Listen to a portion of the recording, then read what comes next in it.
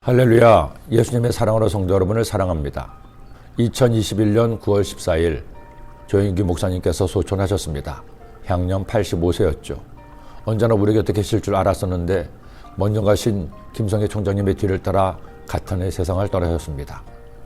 아니, 영원히 살 수는 없기에 언젠가는 떠나실 줄 알았지만 사고를 당하시고 그 후유증을 이기지 못하시고 결국 그토록 사모하시던 천국에 가신 겁니다. 그러나 생각해보면 그것이 하나님께서 허락하신 목사님의 삶이었습니다. 지난 2021년 코로나가 시작된 지 2년째 가장 힘겹게 코로나와 싸우던 작년, 제 개인적으로도 여러분들이 제 곁을 떠나기도 했습니다. 2월에는 건강하시던 외삼촌이 93세 연세로 천국을 가시더니 마치 뒤따라가시듯 저희 어머니 역시 6월에 훌쩍 우리 곁을 떠나셨습니다. 생각해보니 제 생에서 가장 많은 저희 지인이 세상을 떠난 해가 지난 2021년이었습니다. 그러다 보니 한동안 잊고 살던 죽음을 생각하는 시간이 되기도 했습니다. 목사는 성도에게 죽음의 길을 안내하는 안내자이기도 합니다. 누군가 병에 걸리고 그 병이 불치의 병이라고 했을 때 시한부 인생을 산다고 말하죠. 하지만 곰곰이 생각해보면 사람은 누구나 시한부 인생을 삽니다. 태어난 그 순간부터 우리의 삶은 죽음을 향해 달려가는 시한부 인생입니다. 단지 그 종착역이 언제일지 모를 뿐 누구도 죽음을 이길 수 없습니다. 모세도 마찬가지였습니다.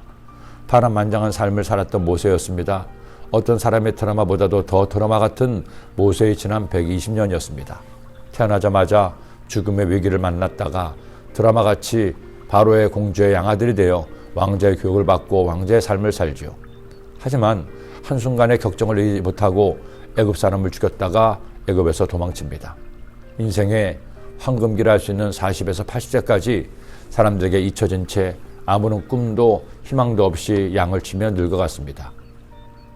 그런 그를 하나님께서 부르신 겁니다. 그리고 당시 세계의 최강국이었던 애굽에서 자기 민족을 이끌어 나와 40년을 통치하며 그들을 인도한 모세.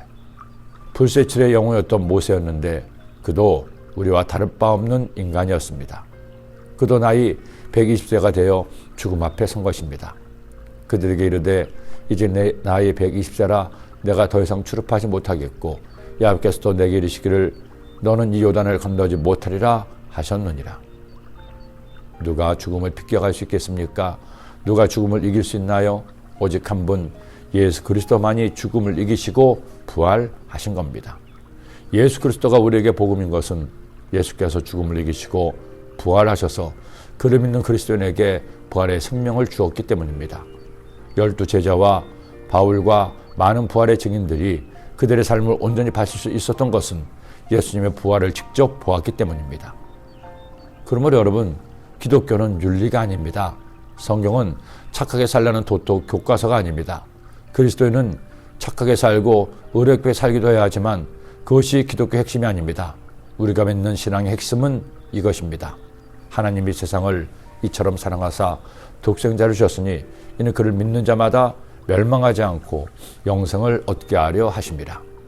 우리의 믿음의 핵심은 천국이요 영생입니다. 예수께서도 말씀하셨죠. 예수께서 이르시되 나는 부활이요 생명이니 나를 믿는 자는 죽어도 살겠고 무릇 살아서 나를 믿는 자는 영원히 죽지 아니하리니 이것을 내가 믿느냐. 이 말씀을 나누는 여러분 앞에 성큼 다가온 죽음을 생각하며 두려워하나요? 나도 혹시 잘못되어 죽는 것이 아닌지 염려가 되나요? 사람에게 죽음은 선택이 아닙니다. 반드시 찾아올 숙명입니다. 그리스도에게 죽음은 두려움이 아닙니다. 영광스러운 소망입니다. 이 세상 살면서 어떤 수고와 고생이 있었어도 성도는 죽음을 통해 가장 큰 복을 받습니다. 이 말씀을 묵상하는데 문득 한 음악 방송에서 베토벤의 교향곡 5번 운명 교향곡이 흘러나왔습니다. 운명 교향곡의 시작을 알리는 8개의 음을 운명이 문을 두드리는 소리라고 알려져 있기도 합니다. 한국인이 가장 좋아하는 교향곡 1위이기도 하죠. 언제 내 인생에서 죽음의 문을 두드리는 소리가 들릴지는 나도, 나를 사랑하는 사람도, 나의 주치의도 아무도 모릅니다. 오직 한 분, 나의 하나님만이 아시죠. 그래 우리가 살아있는 동안 할 일이 있습니다. 언제 죽음이 운명처럼 나에게 올지 모르니 그것 때문에 염려하지 맙시다. 언제 올지 모르는 죽음 때문에 걱정하고 두려워해서 시간을 낭비하지 말고 하루하루를 순간순간을 감사함으로 즐기며 행복하게 삽시다. 사랑하고 안아주며 기쁨으로 삽시다. 그때 죽음은 영원한 삶이 될 것입니다. 기도드립니다. 하나님 고맙습니다. 오늘도 주의 말씀을 통해 우리에게 영원한 삶이 있음을 다시 한번 깨닫게 하시니 감사합니다. 삶이 아무리 힘들고 어려워도 우리에게 참 소망이 있음을 기억하고 감사하고 기뻐하며 행복한 주의 자녀 되게 하여 주옵소서. 예수님의 이름으로 기도드립니다.